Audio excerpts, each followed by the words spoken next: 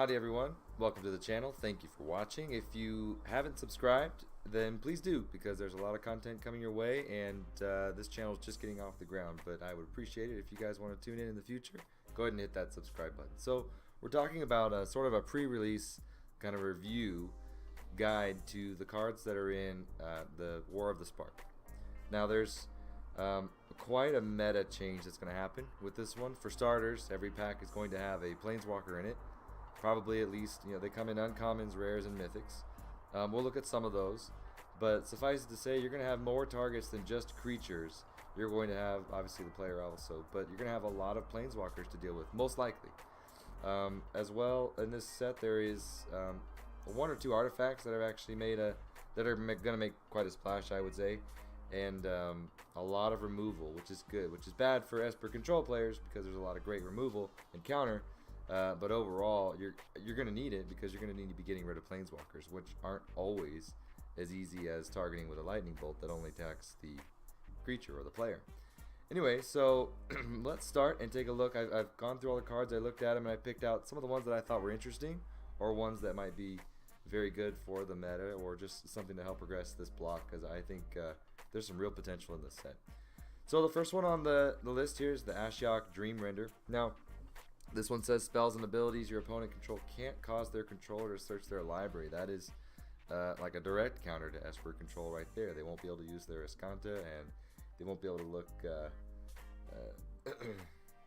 for a lot of the counters they need to keep you going, or excuse me, keep you from doing all the stuff you need to do.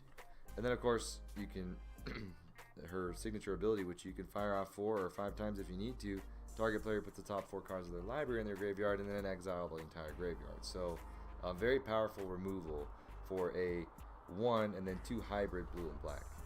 So that can go in a blue-black deck, or just blue or just black, and it can be powerful anyway. Moving on. Blast Zone. So very cool. I like to have. I like when lands do things personally, because it's a card that doesn't always come prepared for, right? People are usually ready to deal with creatures and enchantments and planeswalkers, but land destruction is generally reserved for the sideboard. And so if somebody hasn't sideboarded any land control or main decked it, Blast Zone can be a real surprise card. It might be something you play on the first of a best of 3 and then drop it out for the sideboard, because you can make your opponent waste some of their sideboard. So I really like land cards with good abilities, and Blast Zone is cool. It's like an old Ratchet Bomb, but Blast Zone, very, very cool. I like to see how well that works in play. Another one, like I said, there's going to be some good artifacts in this set that maybe there wasn't a strong showing previously. I just picked one here that I kind of like, the Bolas's Citadel. First of all, you can play the top card of your library. It costs you life to do so, but at the very bottom there, you can sacrifice 10 non-land permanents. Each opponent loses 10 life. So, the turn, if you've got a 2/2 creature out there and they're not blocking, you're on a 10-turn clock, right? Well, this will make it a 5-turn clock. If you've got a 4 power creature out there that's normally a 5-turn clock for somebody, this is like a 3-turn clock. Bolas's Citadel is pretty powerful. This is going to be something that people need to deal with. It's not that hard to get 10 permanents out on the field. So watch out for this one. It's only rare. It's not even mythic. So who knows if it'll be great in gameplay, but it sounds cool anyway. It sounds pretty vicious. Casualties of War. I guess this is kind of going alphabetical with what I found. Casualties of War, pretty hard hitting. So 2 green, 2 black, and 2 of anything. And you can do 5 effects. Choose 1 or more. Artifact, creature, enchantment, land, planeswalker. This is obviously a mid to late game card, but that is a devastating effect, and it's only 6 mana. It seems like 5 removal spells would cost more than a total of 6 mana. So I think that's a very powerful card. I would watch out for that. If you don't counter it, you're going to wish you did. Very, very good. Here's one of the Planeswalkers. This one's uncommon. It's Dovin, Hand of Control. This is going to be another good anti-Esper deck, Esper control deck. So artifact, instant, and sorcery spells cost 1 more to cast. And actually, there's a blue card in this set that will duplicate a planeswalker, even a legendary planeswalker, and make the copy non-legendary. So if you had 2 of these guys out there, all of the instant sorceries and artifacts your opponent played would cost 2 extra. So pretty pretty powerful card, pretty nasty. I really think this will see some play, especially in, well, obviously white or blue, but anyway, very neat card. Finale. So there's a couple of, well, there's one for each color in this deck. Finale of Devastation. And there's the red one I'll show you here in a minute too. All 5 of them are very powerful, and the fact that they have Finale in the name is sort of explanatory, right? These are meant to be game finishers. If you don't counter them, it would be very unlikely to live. So Finale of Devastation, search your library and or graveyard, so all the cards in this game except Exile, for a creature with converted mana cost of X or less, and put it onto the battlefield. If you manage to spend 10 on this, all the creatures you control gain X plus X plus X and haste until end of turn. If you don't counter this spell, you're probably in a world of hurt. If you don't counter it, or if you don't have some way to prevent all the damage. But suffice it to say, even if you can't manage to get 10 and 2 green, it's still pretty nasty. As a matter of fact, there's a lot of ways in this. There's a lot of cards in this set that produce extra mana, so I don't even think 10 would be that unreasonable. So watch out for this card.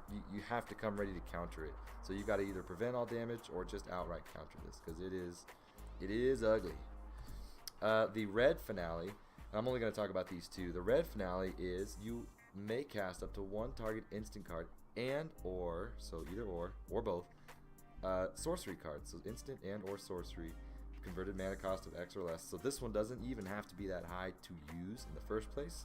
So you could easily play 2 mountains and then 2 of anything, and you could pull out, you know, a lightning bolt and a Skewer the Critics instant and a sorcery for 4 mana. That's actually pretty decent. I guess there's actually probably better combinations out there, but this card, if you manage to spend 2 mountains and 10 more, which would probably be a little less likely in red, you get to cast both of those twice. So a total of 4, 2 instants, 2 sorceries, for 2 mana and probably not that much. Well, in this case, it would be 2 mountains and 10 of anything. So pretty nasty card. I'm sure there's some very brutal combinations that are gonna boil up over the next few weeks when Spark hits the board.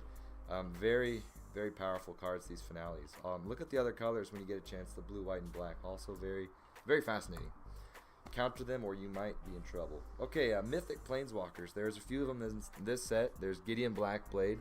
Very cool because he is a Planeswalker, but he can also turn into a attacking creature, which is pretty neat. Also, by the way, if you're attacking with him, he doesn't take damage. So he can turn into a creature, do his attack, and then go back to a Planeswalker and be in the same shape. He will also make other creatures have Vigilance, Lifelink, and Indestructible. So very good protection. So, you know, Lifelink, you can gain life, you don't die, you don't tap. Very good. So this will see a lot of play, and he starts out with 4 counters, and it only takes a few to get up to his minus ability, which is exile target non-land permanent. That's going to be great for opposing Planeswalkers and some nasty enchantments that are coming out this set. This is going to see a lot of play. Why is it even better? It's only 1 and 2 white. Now, 2 white makes it, I guess, a little bit trickier, but in reality, not so much.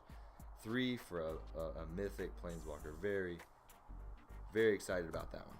Might have to craft that one in Arena.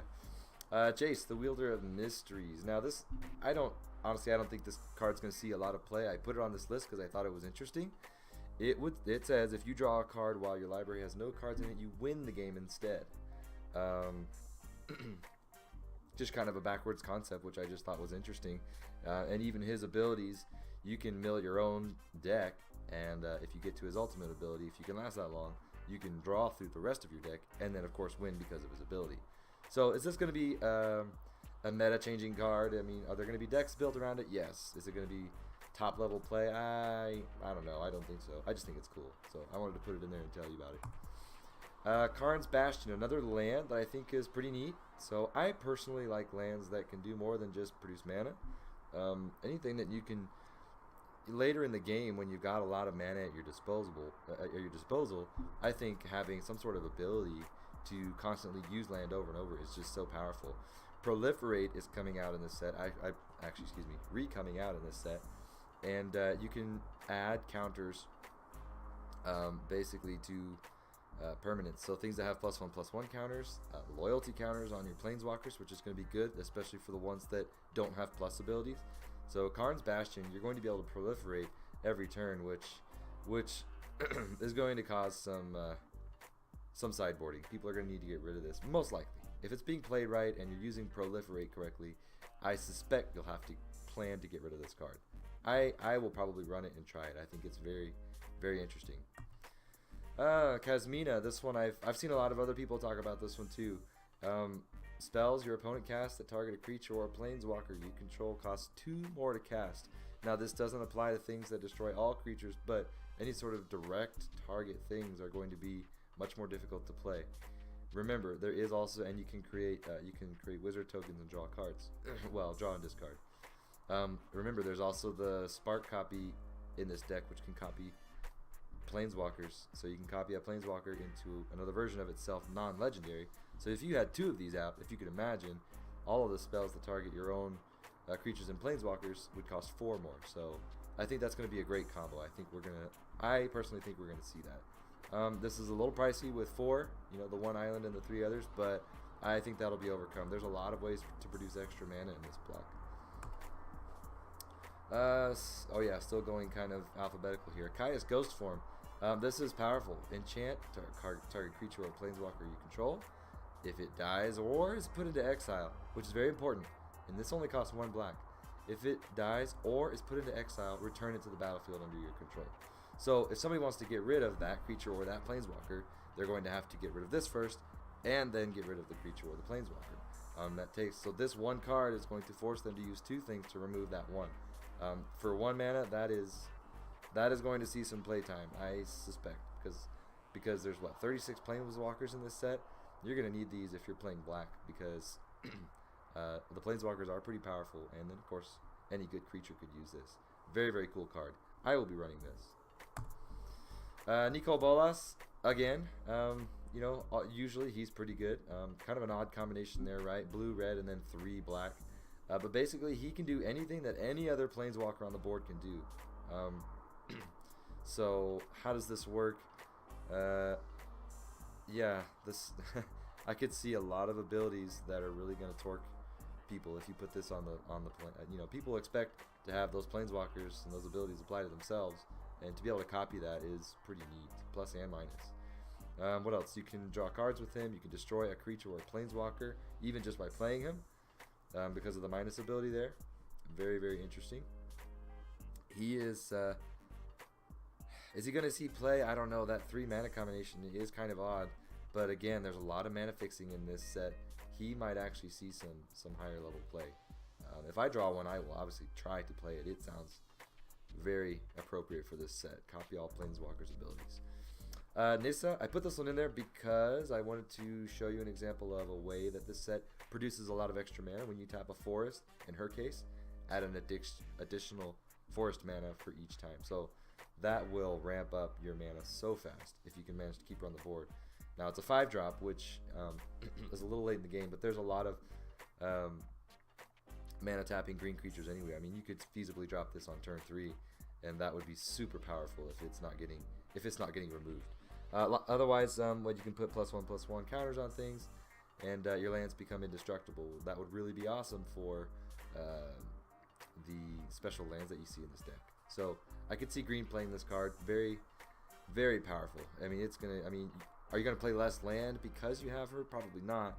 You're gonna play more powerful things because you can produce more. So especially those finales. I mean, that'll make it super easy to get to 2 green and 10 more. So that would be 12 total.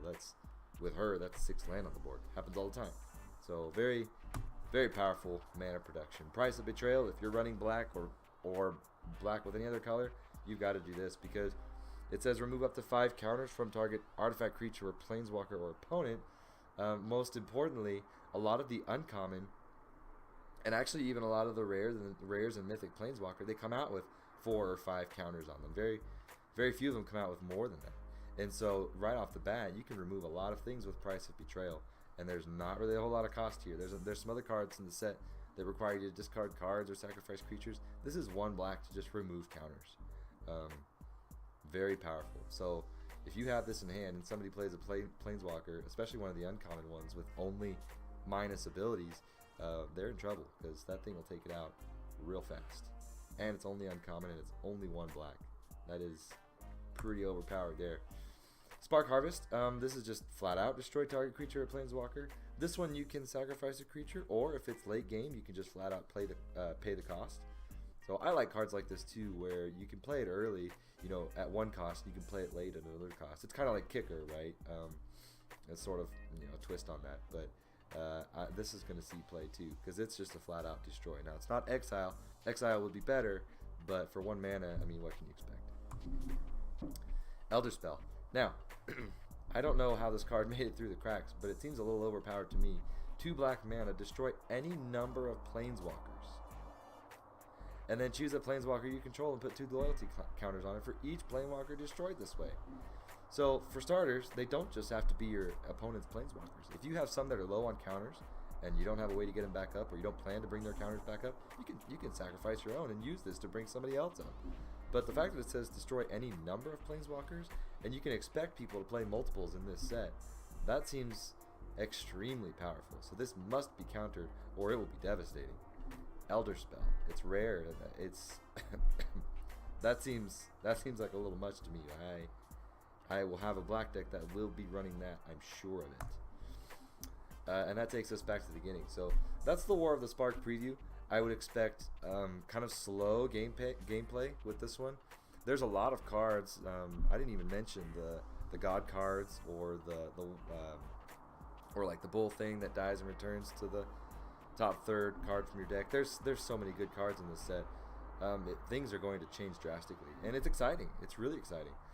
So I'm really excited about this set. These are just some of the ones I thought were cool or interesting or are going to have a good effect on gameplay. But what I would say going into War of Spark is be prepared to remove things in special ways, because Planeswalkers aren't as easy to kill as creatures and players, because of just dealing damage. You have to have things that specifically target them.